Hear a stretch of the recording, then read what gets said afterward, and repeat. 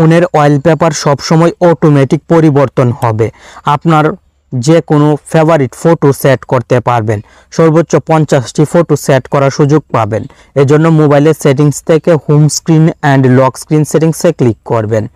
আপনার মোবাইলে এই দুইটি সেটিংস যদি আলাদা জায়গায় থাকে তাহলে শুধু লক স্ক্রিন সেটিংসে ক্লিক করলেই হবে।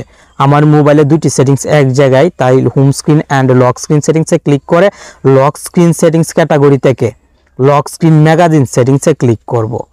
আপনি শুধু লক স্ক্রিন সেটিংস ক্যাটাগরিতে চলে আসলেও কিন্তু লক স্ক্রিন ম্যাগাজিন সেটিংসটি পেয়ে যাবেন।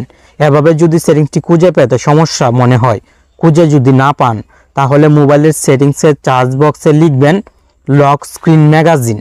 যে কোনো সেটিংসের সার্চ বক্সে লক স্ক্রিন ম্যাগাজিন লিখলে সেটিংসটি খুব সহজে পেয়ে যাবেন। এই সেটিংসটি অফ থাকবে, আপনার মোবাইলে সেটিংসটি অফ থাকবে। অন করার জন্য ক্লিক করে সেটিংসটি অন করে দিবেন। দেন নিচের দিকে চলে আসবেন, ক্যারুজাল ওয়ালপেপারস সেটিংসে ক্লিক করবেন। আমি অলরেডি 3টি ফটো অ্যাড করে রেখেছি।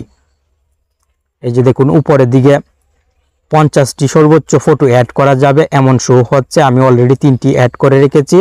অ্যাডে চাপ দিবেন, অ্যাড ফ্রম অ্যালবামে চাপ দিবেন। দেন ফটো অথবা গুগল ফটোস থেকে আপনি যে ফটোগুলো ওয়ালপেপারে সেট করতে চান সেই ফটোগুলো সিলেক্ট করে দিবেন। ক্যারুজাল মোড উপরের সেটিংসে ক্লিক করবেন। এই সেটিংসটিও চেঞ্জ করতে হবে, নয়তো মোবাইলের ওয়ালপেপারও চলে আসতে পারে। ক্যারুজাল মোড থেকে শো ক্যারুজাল ওয়ালপেপারস অনলি উপরের সেটিংসটি সিলেক্ট করে দিবেন।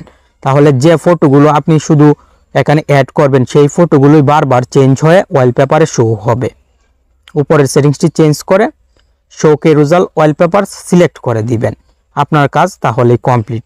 এখন মোবাইলের স্ক্রিনটি লক করার পর যখন আবার আনলক করার চেষ্টা করবেন সেই সময় দেখবেন নতুন নতুন ওয়ালপেপার শো হচ্ছে। এই যে দেখুন আমার মোবাইলটি যখনই পাওয়ার বাটনে চাপ দিয়ে অফ করছি, স্ক্রিন বন্ধ করছি, বন্ধ করার পর আবার অন করছি, সেই সময় নতুন নতুন ওয়ালপেপার শো হচ্ছে। যেহেতু 3টি ফটো সেট করে রেখেছিলাম তাই 3টি ফটোই বারবার চেঞ্জ হয়ে শো হচ্ছে। আপনি যদি আরও বেশি ফটো সেট করে রাখেন তাহলে যখনই পাওয়ার বাটনে ক্লিক করবেন, ক্লিক করার পর আবার পাওয়ার বাটনে ক্লিক করে মোবাইলের স্ক্রিন আনলক করার চেষ্টা করবেন, সেই সময় দেখবেন নতুন নতুন ফটোগুলো বারবার শো হচ্ছে। আপনার বন্ধুরা যখন দেখবে লক স্ক্রিনে বারবার ওয়ালপেপার চেঞ্জ হচ্ছে তারা কিন্তু অবাক হয়ে যাবে। আর আপনার মোবাইলের হোম স্ক্রিনের ওয়ালপেপার যদি অটো পরিবর্তন করা শিখতে চান তাহলে কমেন্ট বক্সে জানাবেন, ভিডিও নিয়ে আসব। আজকে শুধু লক স্ক্রিনের ওয়ালপেপার অটো চেঞ্জ হওয়ার সিস্টেম শিখিয়ে দিলাম।